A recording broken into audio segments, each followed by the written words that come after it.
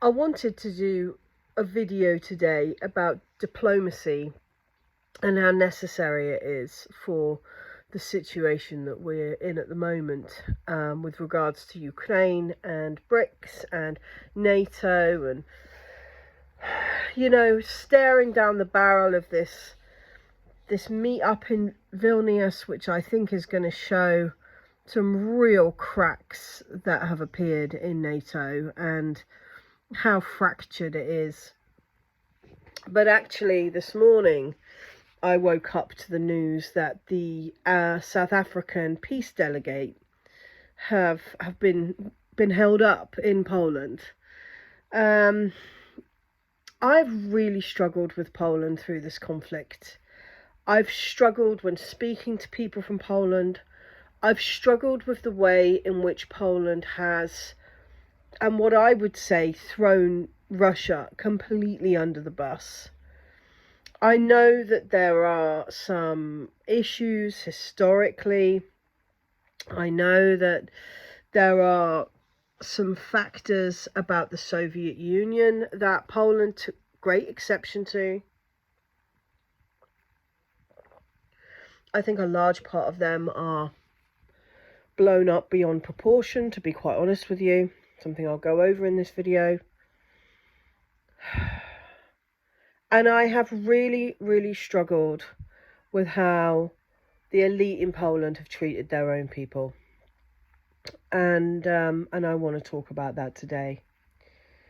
Now, if you look back in history, and it's very complicated history, the history of Poland is hugely complicated. It existed, and then it didn't, and then it existed, and then it didn't. But if you actually look back throughout these different wars and these different periods of time, Poland is a real agent zigzag, and by that I mean Poland has never been a reliable ally at any stage. Poland aligned itself with the Holy Roman Empire in order to fight the Lithuanian pagans, and then joined the Lithuanian pagans to cast out the knights from it goes on and it goes on and it goes on. As far back as like the 6th century, you can see this insane kind of amount of treaties that are made and then broken and made and then broken. And in recent history, you see during periods of time like the French Revolution, the Polish nobility have been incredibly keen to push the feudal system. And I feel like that's kind of what we're still seeing here today. I know that we now call it democracy, but it isn't. It's more feudalism. It is more people working to the bone in order for people who are elite, mostly because of birthright, to live more comfortable lives. And like disgustingly comfortable lives with so much money they wouldn't be able to spend it in 50 lifetimes, 100 lifetimes, whilst the people who work for them are using food banks. If we think we're out of that, then I think we've got another thing coming. So Poland, from what I can understand about Poland, if there has been an opportunity for the Polish to regain some of their previous nostalgic views of world domination, then that is what they've gone for. And the reason I use the term nostalgia is because nostalgia is a myth. Every single generation will look back 50 years and imagine that things were wonderful 50 years ago. We'll look forward 50 years and think we're all going to die. It's the human way of dealing with mortality in a way that doesn't involve the reality that we probably didn't exist 50 years ago, or we're probably not going to exist in 50 years. One or the other or both are true. With Poland, that nostalgia seems to be even wilder. It seems to go 500 years, 1,000 years in the past. The Polish were, benevolent and good and all this stuff. And actually, when you look at the reality, the Polish really were the feudal capital of Europe, They aligned with the West against Lithuania, and then aligned with Lithuania, and then formed the Lithuanian Polish Commonwealth. And then, moving forward, they fought against the French revolutions, and all of that were taken over. And then the whole Prussia, really, really enforcing their moral code on Prussia and on Germany when it was first kind of created from that.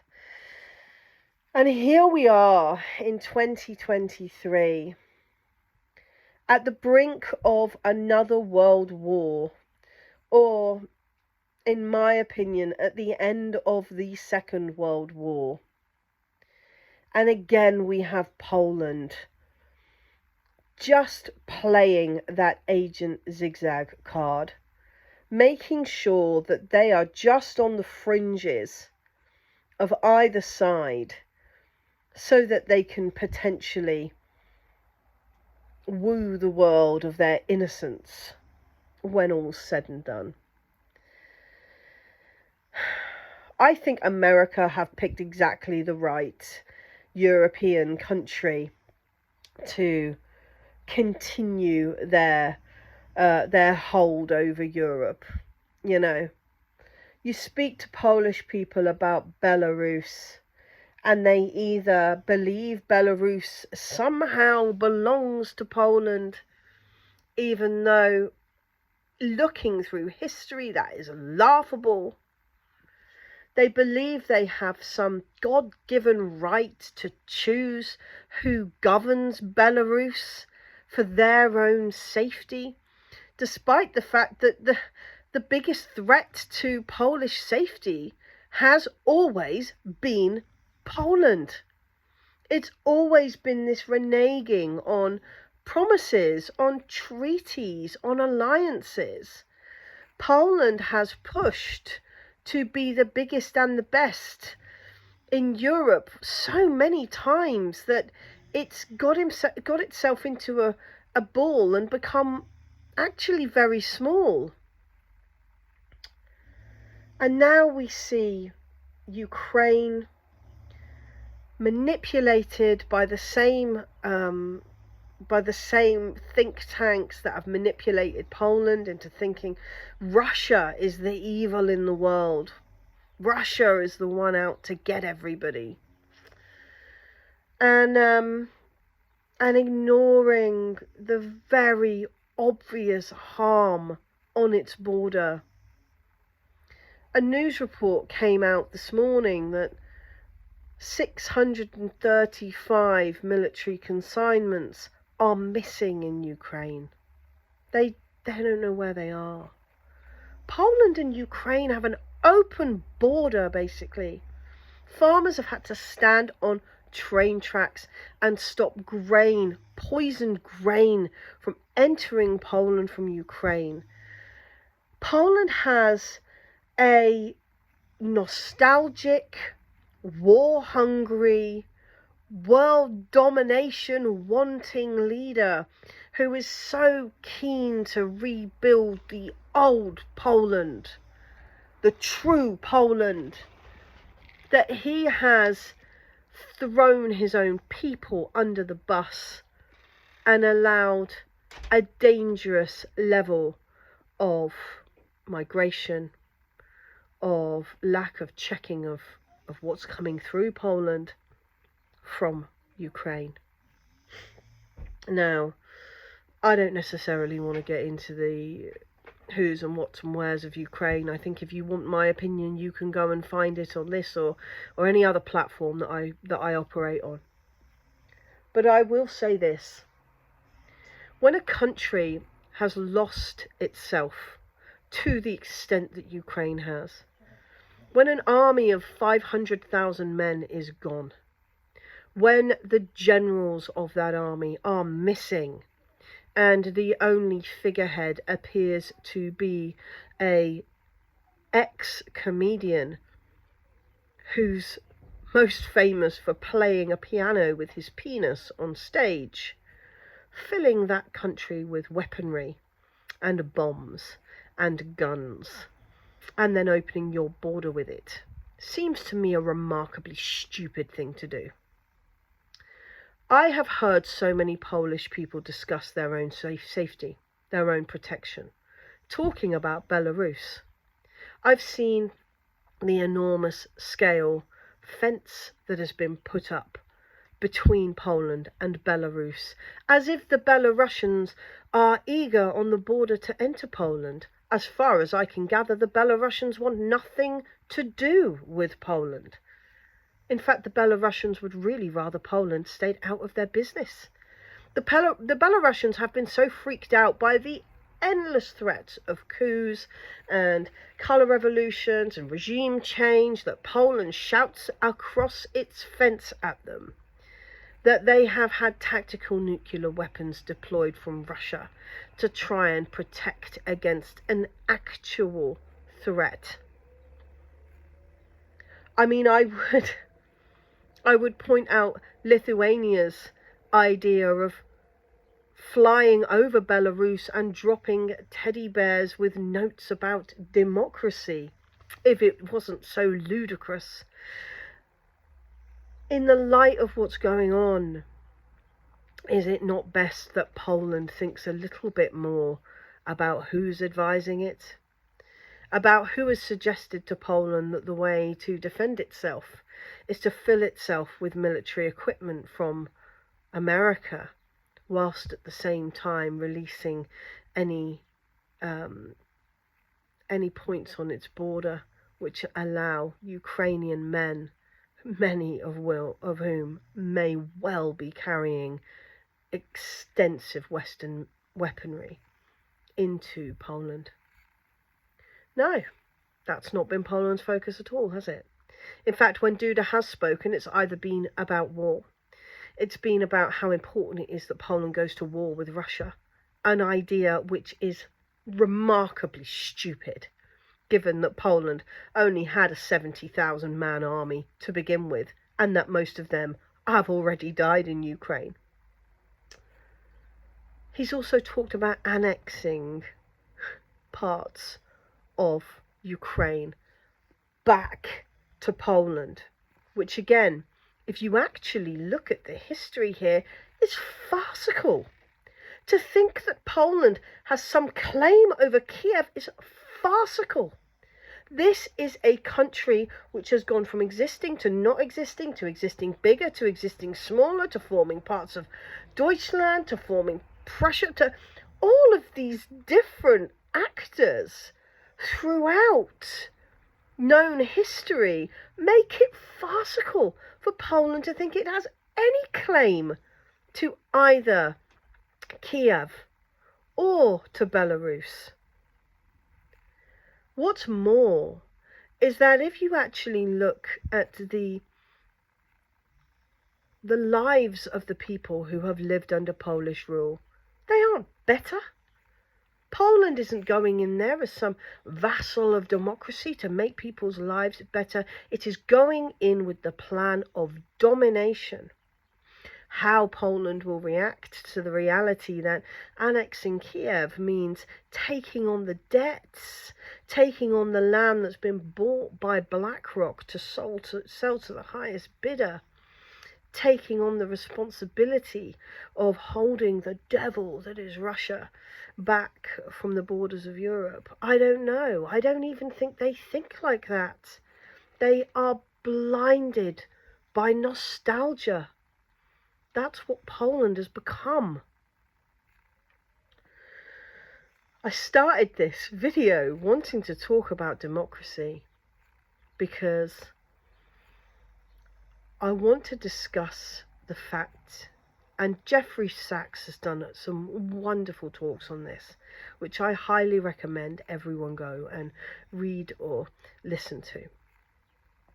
And he's discussed the fact that it is democracy that has prevented so much suffering in our world, and that from the ashes of the Second World War and from the horror of the First, we realized that democracy was how we must deal with things.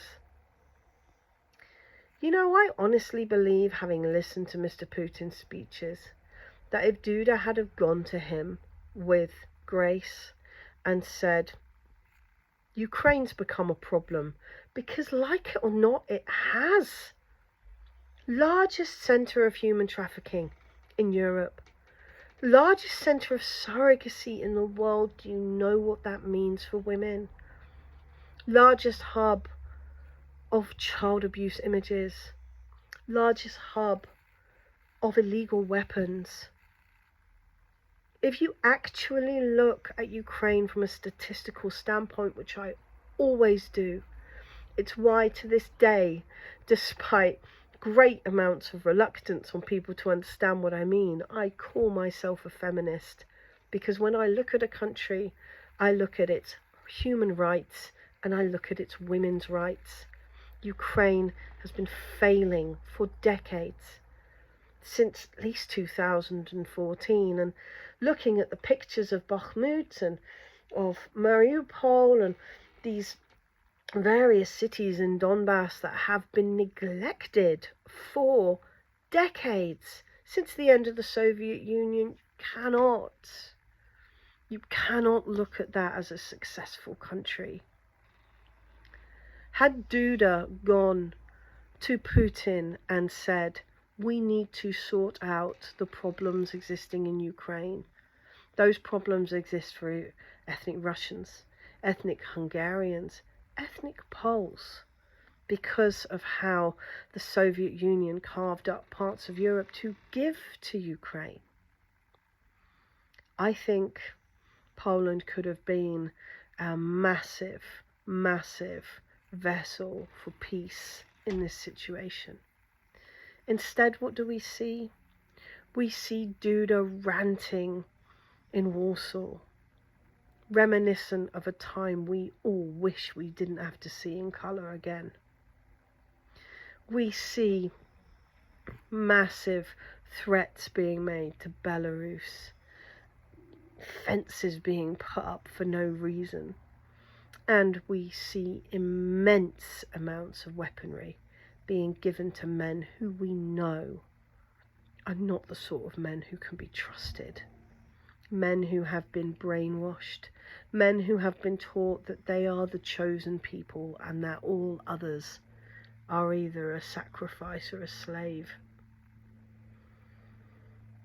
It's hard to see Poland have no awareness of what really mattered after 1945, that it was democracy,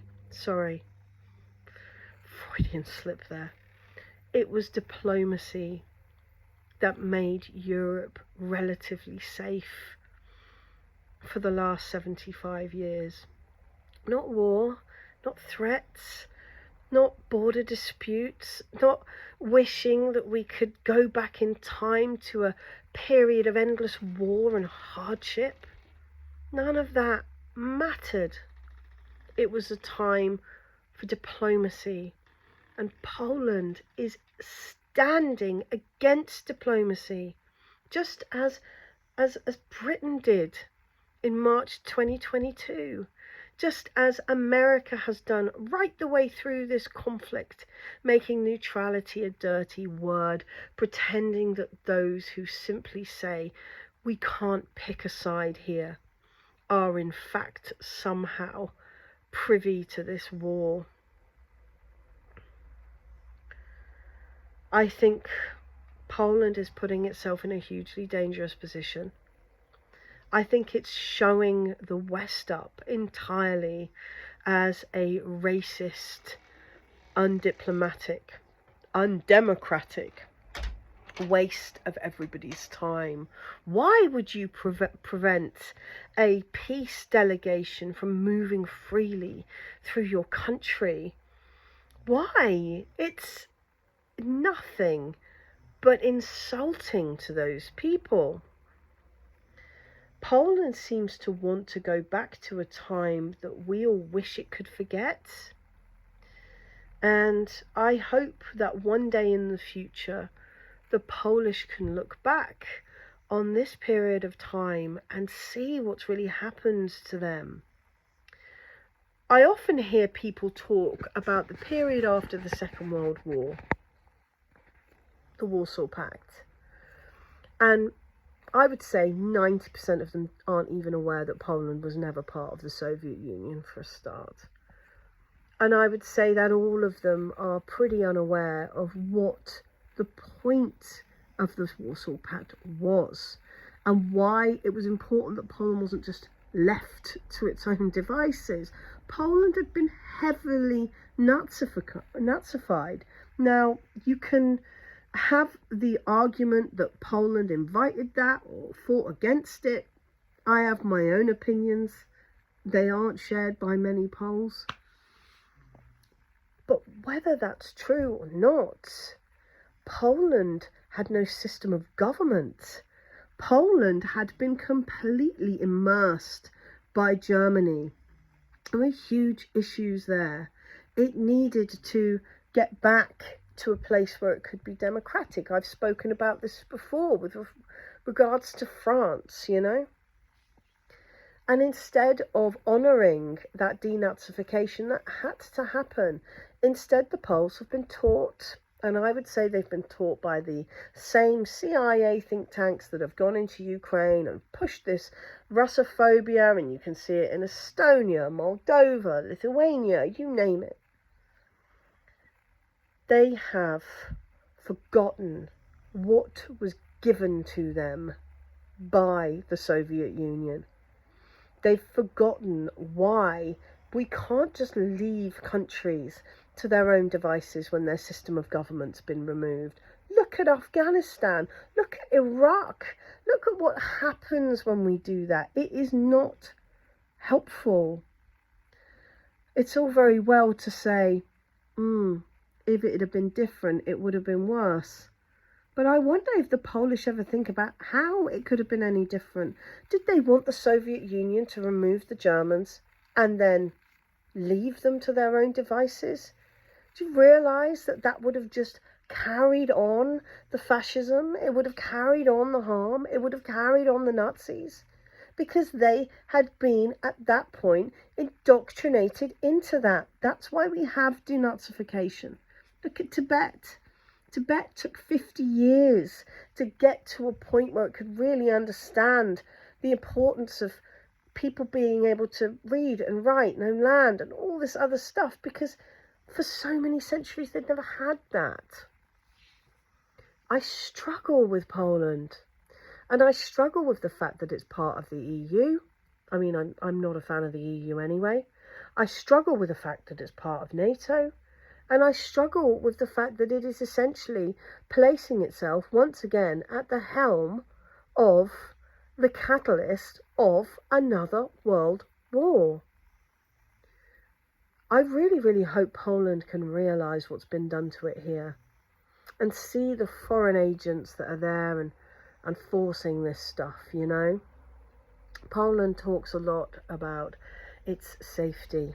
It is engrossed by the idea of its own safety to the point where it's allowed itself to effectively become an American military base. But it is that makes Poland unsafe. Poland, if you want to be safe, learn diplomacy. No one wants to hurt anyone else. Look at Africa. As soon as there was an option for peace, Africans ran for it. Same with the Middle East. How many times in the West have we been told that Middle Eastern countries are, enslaved to wars with each other, and it's the way they are and it's their culture. But yet, as soon as they had the opportunity, they lined up for peace. I think Europe could be the same, if it's given a chance. But we have to get out of this regressive, nostalgic headspace. It's not going to go back to the way that it was. People ask me if I'm from Great Britain. I say, when has Britain been great? I'd love to be from Great Britain. Right now, I'm just from Britain because I don't see any greatness here. Rishi Sunak talks about being the first. I'd like him to be the first for diplomacy rather than diplomacy.